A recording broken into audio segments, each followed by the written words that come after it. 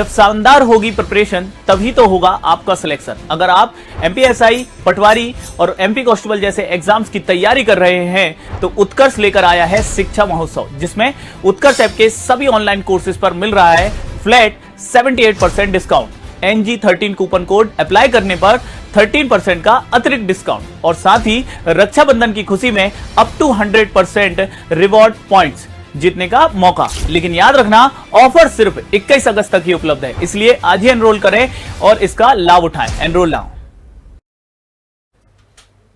नमस्कार दोस्तों, आप सभी का ढेर सारा स्वागत है। मेरा नाम है सतीश मीणा और आप मुझे देख रहे हैं उत्कर्ष के प्लेटफॉर्म पर। कैसे सब लोग, राजी खुशी? चलिए, तो त्योहारों का समय चल ही रहा है, कोई बात नहीं, लेकिन हमारी पढ़ाई जो है वो भले ही पूरी ना हो पाए लेकिन कंटिन्यूटी बनी रहना चाहिए, वो हमारे लिए सबसे ज़्यादा महत्वपूर्ण है। ठीक है, तो कंटिन्यू आप जो है वो काम करते रहिए, जब तक मुझसे बन पड़ेगा मैं आपके लिए काम करता रहूँगा। ठीक है, तो त्यौहार ज़रूर चल रहे हैं, लेकिन 4 घंटे नहीं पढ़ पाओ, 2 घंटे पढ़ लो, 2 घंटे नहीं पढ़ पाओ 1 घंटे पढ़ लो, पर कंटिन्यूटी मत तोड़ना, क्योंकि कंटिन्यूटी तोड़ दोगे ना तो फिर इस कंटिन्यूटी को बनाने के लिए और आने वाले जो समय है उसके मतलब ये मान के चलिए कि और 4-5 दिन बिगड़ जाएंगे, 1 हफ्ता बिगड़ जाएगा। तो भले ही कम पढ़ना लेकिन पढ़ना। ठीक है, चलिए, तो अभी पहले प्रश्न से हम शुरुआत करते हैं और पहला प्रश्न आपके सामने ये रहा। चलिए, है ना, हार जीत का फैसला अभी बाकी है। पहला प्रश्न आपके सामने ये रहा। चलिए आंसर दीजिए।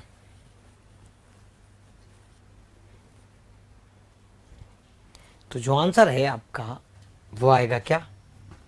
प्राउपसर्ग, है ना। इसमें ज्ञा जो है वो मूल शब्द है, प्राउपसर्ग है। कोई मुझे बताएगा कि प्राउपसर्ग किस भाषा का उपसर्ग है? प्रा किस भाषा का उपसर्ग है ना। चलिए, तो उपसर्ग क्या होते हैं? वे शब्दांश होते हैं जो शब्द के पूर्व में जुड़कर उनके अर्थ में क्या करते हैं? परिवर्तन करते हैं, उपसर्ग कहलाते हैं। ठीक है, प्रा से जैसे प्रकाश बन सकता है, प्रख्यात बन सकता है, प्रचार बन सकता है, प्रभु बन सकता है, प्रयोग बन सकता है, प्रगति बन सकता है, ये सारे शब्द आपके बन सकते हैं। मुगल बादशाह शाहजहां ने किस कवि को महाकवि राय की पदवी दी थी? बताओ। शाहजहां, है ना, हाँ, शाहजहां ने एक था, मतलब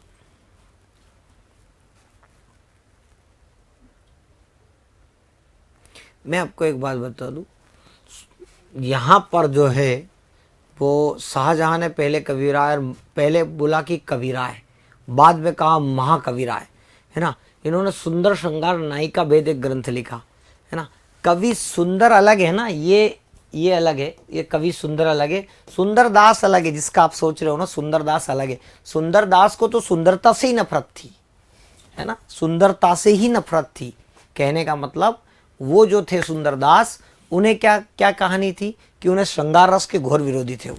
ठीक है, चलिए, सुंदरदास, है ना। ये ग्वालियर के थे ना, ब्राह्मण थे, ग्वालियर के थे और ब्राह्मण थे।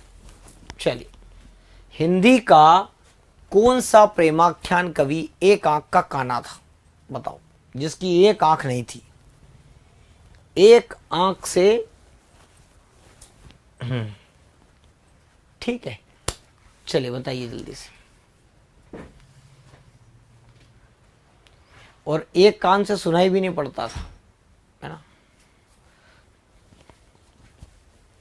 और वो आप सभी को पता है, पद्मावत के रचनाकार मलिक मोहम्मद जायसी, है ना, जिन्होंने कौन सी लिखी? पद्मावत लिखी, पद्मावत। पद्मावत, बताओ जायसी की रचना बताओ, कुतुबन की रचना बताओ, शेख नबी की रचना बताओ। बताओ जायसी, कुतुबन, शेख नबी की रचना, है ना। पद्मावत, आखिरी कलाम, अखरावट,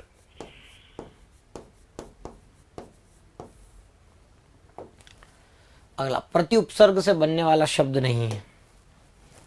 प्रति उपसर्ग से कौन सा शब्द नहीं बनता? बताओ जल्दी से।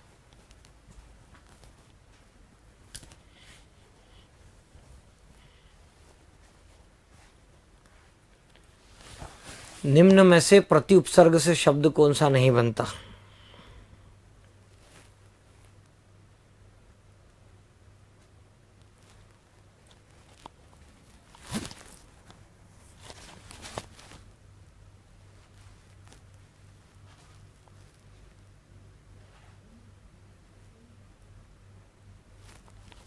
ठीक है, तो प्रति उपसर्ग से ये नहीं बनता प्रताप। बाकी आप यहाँ पर देख पा रहे हो कि इसमें भी आपका क्या बनेगा, तो प्रतिधन एक,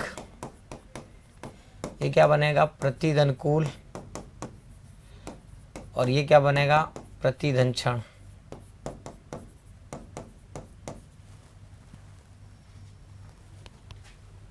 चलो अगला प्रश्न, या लकुटी अरु कामरिया पर राजती हूँ पुर को तजिडारो।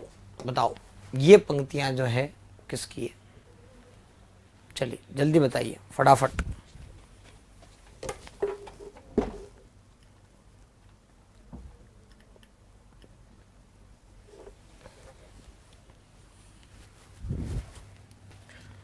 आप लोगों ने तो खूब पढ़ा है, यूपीटीईटी एग्जाम में पूछा जाता है ये, ठीक है। तो ये आपको बताना है, या लकुटी अरुका मरिया तिजुपुर को तजी डारो, ये पंक्ति किसकी है? तो ये पंक्ति है रसखान की। किसकी पंक्ति है? रसखान की पंक्ति है, ठीक है। तो ये बात ध्यान रखिएगा, रसखान की पंक्ति है। सवैया है ये, सवैया रसखान ने लिखा है ना। क्या है ये? सवैया। सवैया कौन कौन से होते हैं? तो आपको पता है सवैया में 22 से लेकर 26 तक वर्ण होते हैं। वार्णिक छंद होता है ना।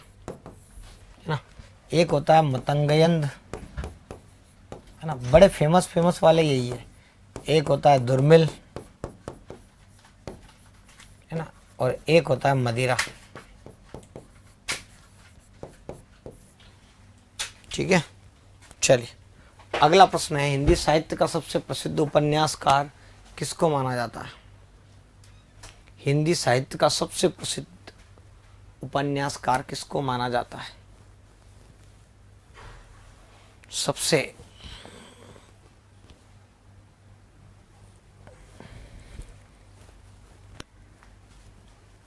तो हिंदी साहित्य का जो उपन्यासकार है वो प्रेमचंद को माना जाता है ना। अच्छा, इनको उपन्यास सम्राट की उपाधि किसने दी थी? इन्हें उपन्यास सम्राट कहा जाता है। ये उपाधि किसने दी थी इनको, है ना? इनकी दोनों पत्नियों का नाम क्या क्या था? कोई बताएगा मुझे? इनकी दोनों पत्नियों का नाम क्या क्या था प्रेमचंद जी की? और प्रेमचंद के फटे जूते किसने लिखा? प्रेमचंद के फटे जूते, फटे जूते, ये रचना किसने लिखी? जल्दी बताओ, ठीक है। चलिए अगला प्रश्न आपके सामने ये रहा, भारतेंदु का कौन सा नाटक बांग्ला भाषा से अनुदित है? बांग्ला भाषा से अनुदित है,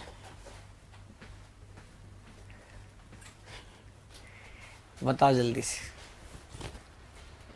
कौन सा नाटक बांग्ला भाषा से अनुदित है? बांग्ला भाषा में तो भारतेंदु का जो विद्या सुंदर नाटक है ना, विद्या सुंदर, ये बांग्ला भाषा से अनुदित है ना, बिल्कुल। अच्छा ये बताओ, ये कवि वचन सुधा कब लिखा इन्होंने? प्रकाशन और नई चाल में डली। चलो अगला, समास शब्द में कौन सा प्रत्यय जोड़ने पर इक बन जाता है? आप सभी को एक बात बता दूं मैं कि इक प्रत्यय के प्रभाव से छोटा आ बड़ा आ बन जाता है। छोटी बड़ी जो है वो आपकी एड़ी और ऐनक बन जाती है। छोटा ऊ और बड़ा ऊ जो है वो आपका ओखली और औरत बन जाता है, ठीक है। तो ये आपका बन जाएगा समाज धन इक, तो बन जाएगा क्या? सामाजिक, ये बनेगा। चलो अगला प्रश्न, आधुनिक हिंदी साहित्य की पहली आत्मकथा के लेखक कौन माने जाते हैं? पहली आत्मकथा बताइए, पहली आत्मकथा किसने लिखी? देखो हिंदी में पहली जो है दलित आत्मकथा कौन सी थी? बताओ, ये बताओ, पहली दलित आत्मकथा किसकी थी? पहली दलित आत्मकथा मेरा जीवन। मेरा जीवन बताओ किसकी आत्मकथा थी? पहली दलित आत्मकथा। इस मेरा जीवन में जीवन के कई मीठे कड़वे अनुभव के आधार पर उसे सच को प्रकाशित किया, और आपकी जो है वो कौन है, तो बाबू श्याम सुंदर दास, है ना। इनकी जो थी वो पहली आत्मकथा इन्होंने लिखी आधुनिक हिंदी साहित्य की बात करें, है ना। जैसे कि क्या भूलूं क्या याद करूं, बताओ किसकी है। क्या भूलूं क्या याद करूं, क्या याद करूं, ये भी आत्मकथा है ना। तो ये हरिवंश राय बच्चन की 4 पार्ट में थी। नीड़ का निर्माण फिर नीड़ का निर्माण फिर, ठीक है। और 2 पार्ट कौन से बताओ हरिवंश राय बच्चन की, जो 4 पार्ट में प्रकाशित हुई थी उसमें 2 पार्ट कौन से हैं। चलिए अगले प्रश्न की तरफ बढ़ते हैं। तो अगला प्रश्न आपके सामने ये दिखाई देता है, शेखर एक जीवनी उपन्यास के जो है वो लेखक कौन है। आंसर देना है। शेखर एक जीवनी, है ना, 2 भाग में प्रकाशित हुआ था। ये कितने भाग में, 2 भाग में, है ना। देखो जो किशोर होता है ना, किशोर अवस्था किसको कहते हैं, कब से कब तक की उम्र किशोर, है ना। तो ये किशोर उपन्यास है, जो व्यक्ति के किशोर मनोवैज्ञानिक उपन्यास, मनोविज्ञान, है ना। मनोवैज्ञानिक अवधारणा जो थी वो देने वाले हमारे कौन थे, ठीक है। मनोविज्ञान पर आधारित है ये। इसके 2 भाग हैं, 2, है ना। तो पहला भाग जो है वो कब रिलीज हुआ था, जल्दी बताओ।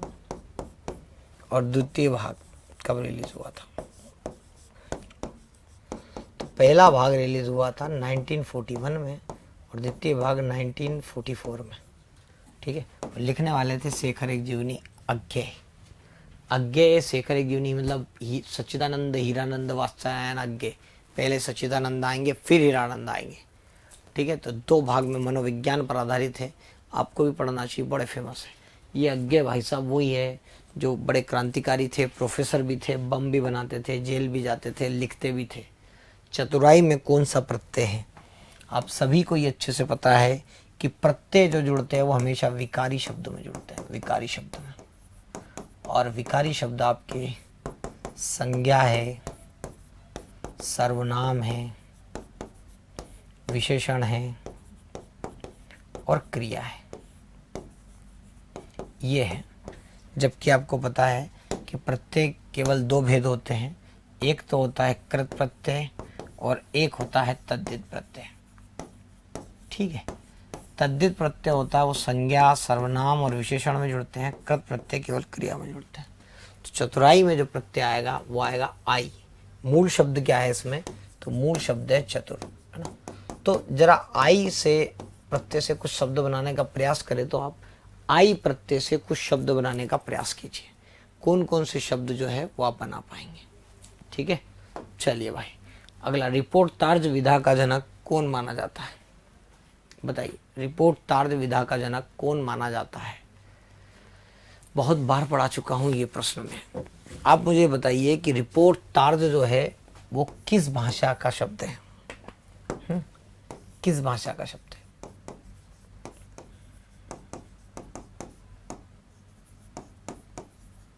सबसे पहले तो, है ना, एक प्रश्न। दूसरा, विश्व में रिपोर्ट तार्ज का जनक कौन माना जाता है, विश्व में। भारत में तो रिपोर्ट तार्ज का जो जनक माने जाते हैं वो शिवदान सिंह चौहान माने जाते हैं। इनका एक रिपोर्ट तार्ज था लक्ष्मीपुरा, ठीक है। लक्ष्मीपुरा जो था ये इनका रिपोर्ट तार्ज था। ये दिसंबर 1938 में प्रकाशित हुआ था, ठीक है, लक्ष्मीपुरा, ठीक है। और ये शिवदान सिंह चौहान माने जाते हैं, ठीक है। बताओ किस पत्रिका में प्रकाशित हुआ था लक्ष्मीपुरा। रिपोर्ट तार्ज की विधा का जनक शिवदान सिंह चौहान को माना जाता था, बिल्कुल सही, है ना। चलिए बहुत बढ़िया, बहुत शानदार, जबरदस्त, सब लोग जो है वो शानदार जवाब दे रहे हैं। और अगले प्रश्न की तरफ बढ़ते हैं। तो अनुपसर्ग से निम्नलिखित में बना शब्द कौन सा है। देखिए मैंने आपको बताया सर्ग का मतलब होता है निर्माण, है ना। निर्माण बोल सकते हैं या रचना बोल सकते हैं, है ना। उप का मतलब तो समीप होता है, कैसे, तो जरा देखो ना, जैसे कि ग्रह के समीप होता है उपग्रह, तो उपग्रह कौन होता है? जो ग्रह के आसपास होता है, इसका मतलब समीप होता है।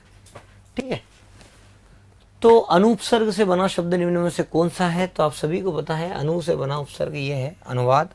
और अगर आप देखना चाहें तो ये आविकारी जो है वो आ से बना है, ये अधिकारी अधि से बना है, ये विवाद वी से बना है। ये सब उपसर्ग है। ठीक है, और सारे के सारे केवल इसको छोड़ के ये आपका हिंदी का उपसर्ग है, और बाकी सब जितने भी उपसर्ग है संस्कृत के उपसर्ग है। ठीक है, हिंदी का है, बाकी जितने भी हैं वो सब संस्कृत के उपसर्ग हैं। अगले प्रश्न की तरफ बढ़ते हैं। तो अगला प्रश्न आपके सामने ये रहता है, सदल मिश्र की भाषा की विशेषता, है ना। ये वही है सदल मिश्र भैया जो आपके विलियम फोर्ट कॉलेज, है ना, फोर्ट कॉलेज का नाम सुना है? फोर्ट कॉलेज बहुत बार बता चुका हूं कि इसकी स्थापना गिलक्राइस्ट के समय, अच्छा इस समय गवर्नर जनरल कौन थे? गवर्नर जनरल कौन थे?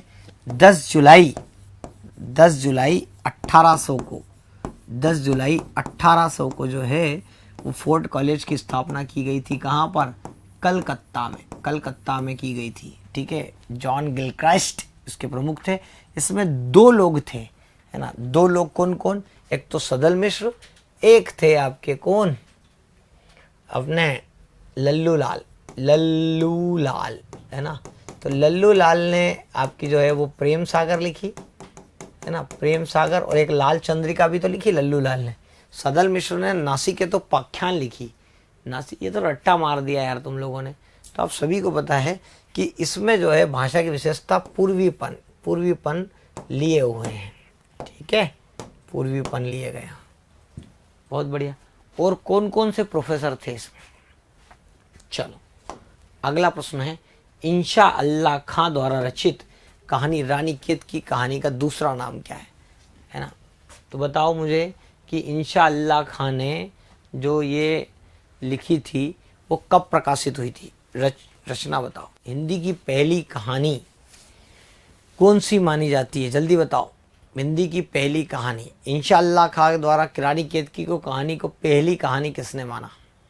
ये भी बताना है आपको। ठीक है, तो आप सभी को पता है कि इसका जो नाम है वो उदयभान चरित है। इंशा अल्लाह खां द्वारा रानी केत की कहानी का दूसरा नाम उदयभान चरित है। चलिए उपसर्ग, है ना। देखिए उपसर्ग के वैसे कोई प्रकार नहीं होते, पर 3 भाषाओं के प्रचलन में होते हैं। जैसे संस्कृत के उपसर्ग, बताओ संस्कृत के उपसर्ग कौन कौन है? इनकी संख्या 22 है। हिंदी के उपसर्गों की संख्या बतानी है आपको, बताओ जल्दी से हिंदी के उपसर्गों की संख्या। और विदेशी में आपके अरबी फारसी के उपसर्गों की संख्या कितनी है? जल्दी बताओ, फिर अंग्रेजी के उपसर्ग की बात करेंगे। जैसे कि एक शब्द है बेवफा, सुना है आपने? बेवफा, है ना। ये इसमें किस भाषा का उपसर्ग है और कौन सा उपसर्ग है? बताओ जल्दी से। बेवफा, जा बेवफा जा, तुझे प्यार नहीं करना, तन्हा ही जी लेंगे हम, जब है तन्हा मरना। ठीक है, अत्याचार में आप सभी को पता है कौन सी संधि है? तो ये आपका अति धन आचार, है ना। आपकी संधि कौन सी है? यण स्वर संधि। कौन सी है? यण स्वर संधि। अगला प्रश्न, सुख सागर का विषय, है ना। सुख मुंशी सदा सुख लाल ने लिखी है। चलो भैया, हाँ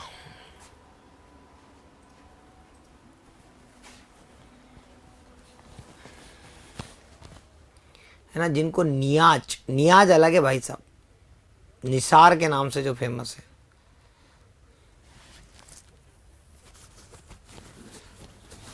सुख सागर इनका उपनाम था भाई साहब, है ना। और आप सभी को पता है विष्णु पुराण के उपदेशात्मक प्रसंग पर आधारित है। विष्णु पुराण के उपदेशात्मक प्रसंग पर आधारित है। भाषा योग वशिष्ठ के लेखक, भाषा योग वशिष्ठ के लेखक बताना है आपको।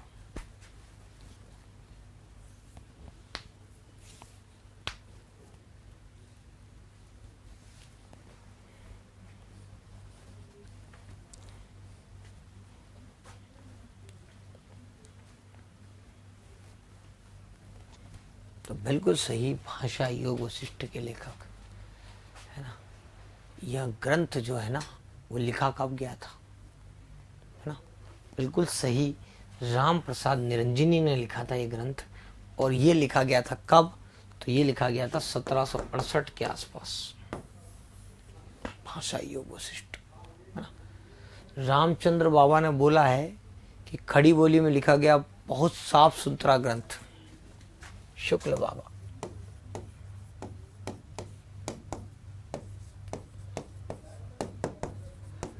खड़ी बोली में लिखा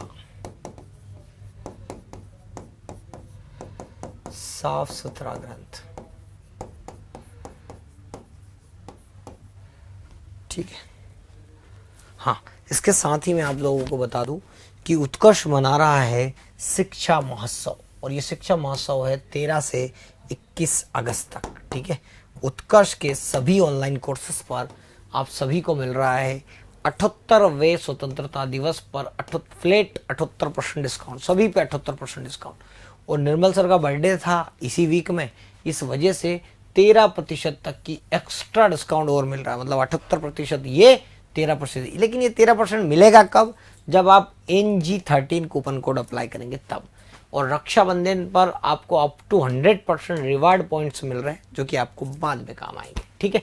तो ये XXX की खुशियां हैं, तो इन अवसर का लाभ उठाना ना भूलें, है ना। तो जो भी विद्यार्थी तैयारी कर रहे हैं और वो चाहते हैं, तो आपको काफ़ी कुछ, जैसे कि अभी मैंने आज ही देखा, अपना कोर्स देखा मैंने, जो अभी फ़िलहाल में जो हिंदी का कोर्स था, केवल हिंदी का चाणक्य बेच, जो मैंने जिसमें ग्रामर पढ़ाई थी, तो वो केवल 650 रुपये मिल रहा है। मैंने आज ही देखा था, ठीक है, 650 में ही मिल रहा है, ठीक है, जिसमें मैंने पूरा हिंदी के सारे व्याकरण पढ़ाए हैं। तो ऐसे ही एक कोर्स अच्छा है मेरा, जिसमें जैसे वर्ग दो का मेंस का, तो ये सबसे, इसमें सबसे ज़्यादा कुछ मैंने पढ़ाया है। इसमें मैंने ही साहित्य पढ़ाया है ना, इसमें मैंने ही साहित्य पढ़ाया है और मैंने ही व्याकरण पढ़ाया है। तो कोई भी विद्यार्थी अगर लेना चाहे, ठीक है, जो SI की भी तैयारी कर रहा है या दूसरी परीक्षा होगी, तो साहित्य और व्याकरण दोनों मैंने वर्ग 2 का मेंस का कोर्स है उसमें पूरा पढ़ाया है। तो अभी डिस्काउंट है ना, तो अभी जो भी विद्यार्थी लेना चाहता है वो ले सकता है, काफ़ी डिस्काउंट मिल जाएगा, 78%, 13%, 100%, ठीक है। तो फिर मत बोलना कि सर थोड़ा कम करवा दो, बहुत ज़्यादा पैसे ले रहे हैं, ठीक है। तो ये अवसर देखो, अभी इसके बाद त्यौहार, हालांकि त्यौहार अभी तो आते रहेंगे, है ना, त्योहारों का इंतज़ार रहता है कि सबसे ज़्यादा जो है वो हमें डिस्काउंट मिलेगा, ठीक है। तो बताइए, अन्वय का संधि विच्छेद आपको बताना, अन्वय का संधि विच्छेद, तो अन्वय का संधि विच्छेद आपका इसमें आ जाएगा कौन सा, तो ये बनेगा आपका अनुधन आय, है ना, अनुधन आय संधि विच्छेद आएगा आपका, तो ये बन जाएगा अनुधन आय, ये आपकी यण स्वर संधि हो जाएगी, यण स्वर संधि।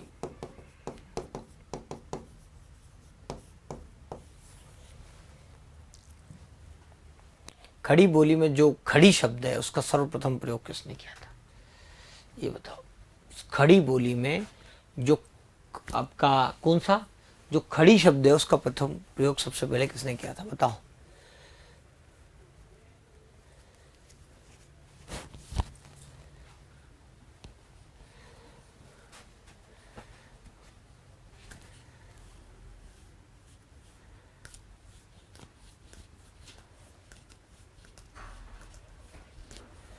देखो, खड़ी बोली की अगर मैं बात करूं, तो ये खड़ी शब्द का प्रयोग सबसे पहले जो हुआ वो फोर्ट विलियम कॉलेज में हुआ, फोर्ट विलियम कॉलेज, है ना। तो फोर्ट विलियम कॉलेज की अगर मैं बात करूं, तो आप सभी को पता है 10 जुलाई को, है ना, 10 जुलाई को 1800 में इसकी स्थापना की गई बराबर, ठीक है। और इसके जो गिल क्राइस्ट इनको प्रमुख योगदान जाता है खड़ी शब्द का प्रयोग, है ना। तो आप सभी को पता है इसका प्रयोग सबसे पहले 1803 में हुआ, है ना, 1803 में खड़ी बोली का। और सदल मिश्र का जो नाम है इसमें गिलक्राइस्ट के साथ सदल मिश्र का नाम इस पे पहले नंबर पे आता है, ठीक है, ऑप्शन में। तो गिलक्राइस्ट और सदल मिश्र, साथ ही लल्लू लाल भी जो है इस समय थे विलियम कोर्ट कॉलेज में, ठीक है। चलिए अगला प्रश्न, आधुनिक हिंदी साहित्य के इतिहास में राजा द्वे, द्वे का मतलब होता है दो, राजा द्वे के नाम से कौन कौन जाना जाता है बताओ। देखो ये द्वे का मतलब दो ही होता है, दो। कौन दो राजा थे? ऐसे तो राजा राममोहन राय थे, लेकिन हिंदी साहित्य की बात करूं तो इसमें जो है राजा द्वे के नाम से राजा लक्ष्मण सिंह और आपका जो है राजा शिव प्रसाद सितारे हिंद को भी माना जाता है। ठीक है, चलिए अगले प्रश्न की तरफ बढ़ते हैं।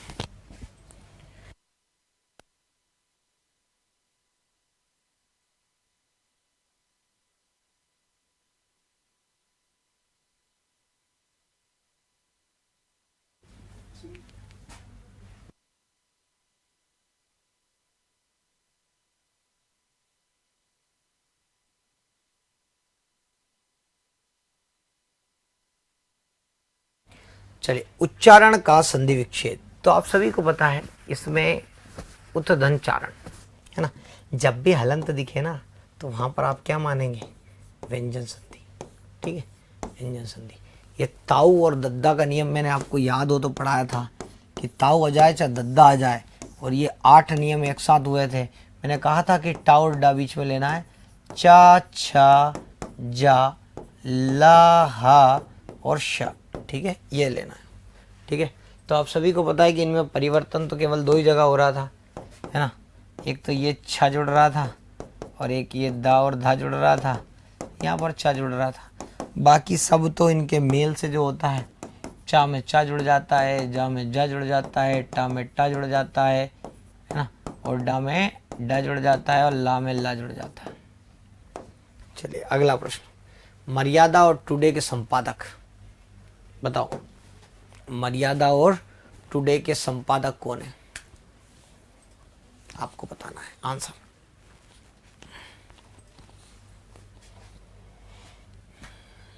जिसका नाम आजकल जो है वो प्रयागराज कर दिया गया 1910 में। प्रयागराज, प्रयागराज 1910 में प्रयागराज, जिसके संपादक हुआ करते थे, बताओ कौन है ना। इसका मर्यादा का प्रकाशन जो हुआ ना 1910 में हुआ था, है ना, है ना। और इसका जो काम किया था ना वो किसने किया था? मदन मोहन मालवीय के पुत्र थे कृष्णकांत मालवीय। कृष्णकांत मालवीय, इनने पूरा किया था, इनका संपादन। ठीक है, और इसको नया स्वरूप जो प्रदान किया था इन भाई साहब ने किया था, संपूर्ण आनंद ने, बिल्कुल नए तरीके से। ठीक है, और टुडे अंग्रेजी नामक पत्रिकाओं का प्रकाशन किया था। टुडे जो है वो अंग्रेजी की पत्रिका, देखो ना, टुडे, टुडे ये अंग्रेजी की पत्रिका है ना, टुडे, इसलिए तो नाम रखा टुडे।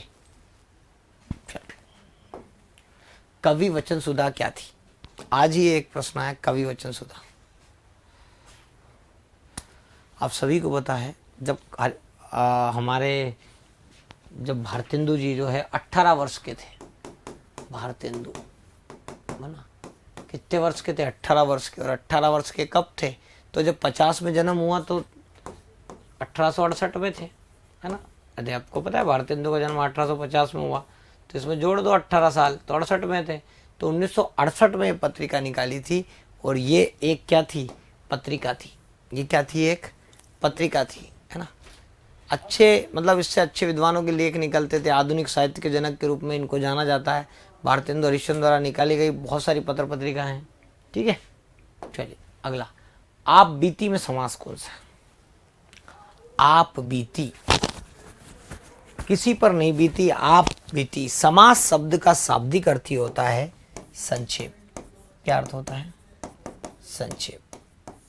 ठीक है, तो आप पर बीती तत्पुरुष समास। आप सभी को पता है जिसका द्वितीय पद, है ना, द्वितीय पद कैसा होता है? प्रधान होता है, उसे हम क्या कहते हैं? तत्पुरुष समास कहते हैं। ठीक है, दिगु में पहला पद संख्यावाची, कितनी बार पढ़ा चुका हूं, पहला पद संख्यावाची विशेषण।